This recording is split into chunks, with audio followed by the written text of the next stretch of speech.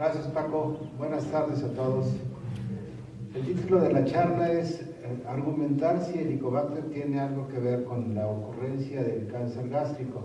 Vean ustedes esta referencia relativamente reciente sobre la prevalencia de la infección. Se hizo una revisión sistemática y bueno, si consideramos el promedio, la mitad de la población mundial está infectada. Pretender resolver esto a través de un esquema terapéutico, la pregunta es si está justificado, si vale la pena. Algunos antecedentes. La prevalencia está declinando. Es una tendencia mundial, es un fenómeno que tenga que ver probablemente con las medidas higiénicas, pero el cáncer gástrico sigue siendo un problema de salud pública importante. La bacteria coloniza el estómago en una etapa temprana de la vida y provoca en algunos un cambio de inflamación con atrofia, metaplasia y desafortunadamente en el 2% es el riesgo atribuible reportado de cáncer gástrico. En estudios experimentales en modelos animales como el gerbo mongólico se puede demostrar cómo la ocurrencia de la infección aumenta el riesgo de cáncer y el tratamiento también lo logra disminuir. Desde este modelo propuesto por el doctor Pelayo Correa, donde la mucosa gástrica lleva una serie de cambios que al final desencadenan en una condición que es el cáncer, hemos aceptado que la presencia de la bacteria a la izquierda, donde se ve la respuesta inflamatoria mediada por leucocitos y linfocitos, una vez que se logra erradicar, este proceso inflamatorio desaparece. Parece simple. Esta es una diapositiva que muestra la displasia gástrica en una muestra de un ser humano antes y marcada inmunohistoquímicamente y después de la erradicación, cómo este proceso involuciona, aunque no necesariamente desaparece. Sigue siendo muy congruente entonces la idea de erradicarlo. En estudios recientes se ha demostrado que el proceso natural de proliferación de la glándula gástrica se ve modificado cuando existe una infección y esta respuesta reparativa se hace extensiva a toda la glándula gástrica y una vez que se elimina viene lo que describe la diapositiva como una quimioprevención. Sin embargo, quedan por ahí remanentes escondidos de glándulas que podrían tener potencial maligno.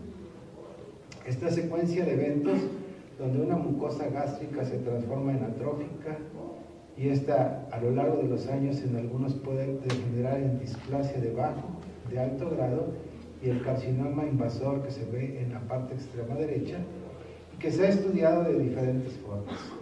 Por supuesto, se le ha echado la culpa al Helicobacter, pero participan una serie de mecanismos propiamente de la genómica del hospedero y del ambiente que llevan al paciente en una secuencia de cambios de un proceso inflamatorio con metaplasia, con neoplasia intraepitelial hasta la consecuencia de un carcinoma gástrico. La evidencia que sustenta esto se ha demostrado, y aquí tienen ustedes una publicación de este mes, donde unos investigadores de Japón buscan estimar el número de casos incidentes y el riesgo por cáncer gástrico de acuerdo a una condición que ahora se entiende un poco mejor. Las permutas pueden ser sujetos no infectados sin atrofia, hasta el extremo del paciente que tiene tanto la infección como la atrofia, y la permuta de un paciente que solamente tiene atrofia. Usando la estadística vital del país, ven la frecuencia de muerte por cáncer gástrico y muerte global y lo comparan con la población general. ¿Cuál es la incidencia y riesgo de mortalidad? La incidencia acumulada en esta población fue del 11% para varones y de un 5% para mujeres. Este gradiente de género persiste en prácticamente todas las series publicadas. El riesgo, dependiendo de qué grupo pertenece, recuerden que este es el que no estaba infectado, el riesgo de cáncer de un 2.4%, al extremo C y D, que es el grupo de pacientes que tenían o atrofia o las dos condiciones, el riesgo aumenta de manera importante en los dos grupos, tanto en varones como en mujeres. Y el riesgo de muerte atribuible al cáncer también va aumentando tanto en hombres como en mujeres. Todo esto sigue siendo congruente con la idea de que el Helicobacter es la causa del cáncer.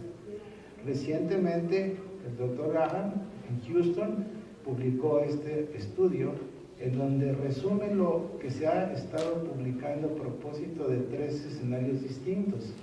Y en cada uno de ellos depende un poco del contexto de la población analizada. Todo lo que se encuentre por debajo de 1 habla de protección. El riesgo se hace menos notable si se analiza una población con baja incidencia de cáncer, como sucede en Norteamérica o en Europa. En casos en donde ya está demostrado el cáncer o hay cambios atróficos, esta es la resultante del metaanálisis, sí parece ser que la erradicación del Helicobacter protege. Vean ustedes en este grupo, en la parte inferior, la suma de todos estos trabajos son pacientes que tenían cáncer demostrado, a los que resecaron el cáncer y después erradicaron el Helicobacter. Pero la relación en cuanto a esto es tan heterogénea como se ve en esta diapositiva. Este es el promedio de riesgo, la reducción de riesgo por debajo de 1 sería protector. ¿En qué punto se hace protector? Cuando la frecuencia de casos en la población es de 150 por cada 100,000 habitantes. De manera que si ustedes y yo vivimos en una zona donde la frecuencia relativa no es tan alta, el efecto de la erradicación no es tan notable como si vives en una zona donde el cáncer ocurre con mayor frecuencia. Entonces no es tan simple la relación del uno con respecto al otro. Y por eso mismo voy a dedicar la última parte de mi presentación a cuestionarnos si debemos hacerlo y por qué no debemos hacerlo. Costo-eficacia. ¿Cuántos pacientes necesito yo tratar? Debido a que no existe una vacuna, en una población como la nuestra, en donde la frecuencia relativa anda en el rango de un 60, tal vez un 80%. El efecto neto de la erradicación en individuos asintomáticos puede no ser favorable. En una revisión sistemática en estudios experimentales se demostró que reducía la frecuencia de cáncer.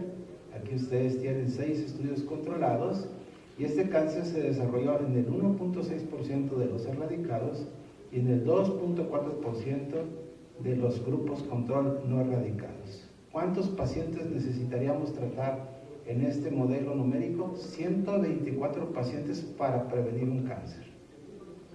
Si el beneficio de la erradicación fuera persistente, el número necesario a tratar en China o en Japón sería tan solo de 15, pero en los Estados Unidos, si fueran del género femenino, serían 245 mujeres para poder prevenir un cáncer. El efecto es perdurable y lo podemos generalizar. Primero, el efecto de la erradicación no es perdurable. Se ha demostrado que la frecuencia de infección, lo dijo el doctor Torres hace un par de días, anda en el rango de un 10 a un 20% de reinfección aquí en México. Segundo, en los estudios que se han analizado, los pacientes orientales tuvieron una tasa que no puede ser extrapolada a Occidente. No somos iguales. Y la única etnia no asiática incluida en este modelo del Dr. Raham es de una comunidad colombiana, en donde los pacientes tenían lesiones preneoplásicas. Paradójicamente, erradicar el cáncer aumentó, erradicar el Helicobacter aumentó la ocurrencia de cáncer y de muerte también. La siguiente pregunta es, ¿erradicar te cobra una factura a propósito de la obesidad? La erradicación no reduce la muerte de todas las causas. Hubo 12 muertes menos debido a cáncer gástrico, pero hubo 29 muertes más por otras causas. El grupo erradicado murió más que el grupo control y las causas no las podemos simplemente desechar pensando que es un efecto aleatorio. Tiene que haber una explicación. En países europeos, en la parte de Norteamérica, hay una correlación inversa entre la infección y la tasa de obesidad. Incluso en estudios controlados experimentales se ha demostrado que esto correlaciona con un incremento en la concentración de una hormona adipogénica que es la grelina. Aquí tienen ustedes el resultado. La proporción de sujetos HP positivos con respecto a la proporción de obesidad. Este estudio de asociación firmado en una revista muy seria documenta que erradicar el Helicobacter correlaciona con la ocurrencia de obesidad. ¿Y qué hay de otras causas de muerte, como el cáncer gástrico, el cáncer colorectal o el cáncer de páncreas? En este trabajo, donde se analiza La relación sí tuvo que ver con el Helicobacter pylori que expresa el K. Vean el incremento en riesgo, 40 veces más. No así en los sujetos que no están infectados por Helicobacter. Sin embargo, perdón por el tamaño, esta es la diapositiva del estudio de registro de salud de los Estados Unidos. Los pacientes que fueron tratados murieron con mayor frecuencia de enfermedad cardiovascular. Y esto es importante porque ya se demostró que el fenómeno heterogénico tiene que ver con una subpoblación de células reguladoras de tipo T. Esta relación de estar erradicando el Helicobacter con riesgo de enfermedad cardiovascular parece ser consistente en la literatura. ¿Qué hay a propósito del esófago y el corazón? El estómago ha sido colonizado por la bacteria a lo largo de la evolución y sorprendentemente no se ha demostrado un efecto desfavorable. Entre 10.000 norteamericanos, de los cuales prácticamente 2/3 partes estaban infectados, no se demostró que aumentara la mortalidad de ninguna de las causas, riesgo relativo de 1. El Helicobacter se asoció con un riesgo de reducir el fenómeno del reflujo, que lo platicará el doctor Huerta un poco más adelante, así como de sus complicaciones, el adenocarcinoma de la lesión esófago-gástrica y enfermedades alérgicas como el asma y la enfermedad celíaca. Entre 10.000 alemanes, lo cual no se ha habido replicado en otras poblaciones, hay un efecto protector del Helicobacter a propósito de la muerte por enfermedad cardiovascular. Esta diapositiva la pasaré muy brevemente porque la intención es demostrar cómo los sujetos que tienen el Helicobacter tienen un rebote ácido diferenciado cuando están infectados por el Helicobacter respecto a los que no tienen el Helicobacter. Bolsita de ácido en el cardias que correlaciona con la reducción en la proporción de células parietales y principales en el grupo de pacientes que están infectados por el Helicobacter. Entonces, esta bolsita de ácido, de la cual Francisco les platicaré, parece proteger al paciente. Y vean ustedes esta última diapositiva sobre el riesgo. Los infectados por el Helicobacter tienen menos riesgo de infarto, de accidente vascular cerebral, de muerte cardiovascular y muerte de todas las causas quedó en el límite. ¿Cómo explicar esta paradoja? Afortunadamente el doctor Pelayo Correa sigue trabajando y compara la frecuencia de cáncer de la gente que vive en la montaña con la gente que vive en la costa. Y resulta que en esta diapositiva donde está la genómica ancestral europea, amerindia o africana, con respecto a los que viven en la costa y los que viven en la montaña. Y se puede analizar las características del Helicobacter, no todos son iguales. Y los que viven en la costa y los que viven en la montaña tienen proporciones diferentes de cáncer. El cáncer en la montaña es más frecuente. Tan es así que el doctor Pick publica este artículo de la interacción de la genómica y hace una reflexión. Hemos coevolucionado con la bacteria. El Helicobacter ha estado de manera ancestral entre nosotros. No todos los Helicobacter son agresivos.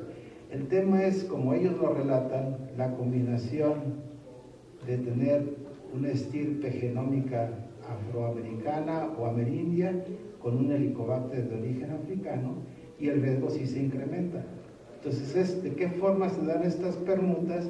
Y por eso ellos afirman que la relación de coevolución tiene una determinante importante sobre la condición del cáncer gástrico. Por eso no ocurre en todo el mundo.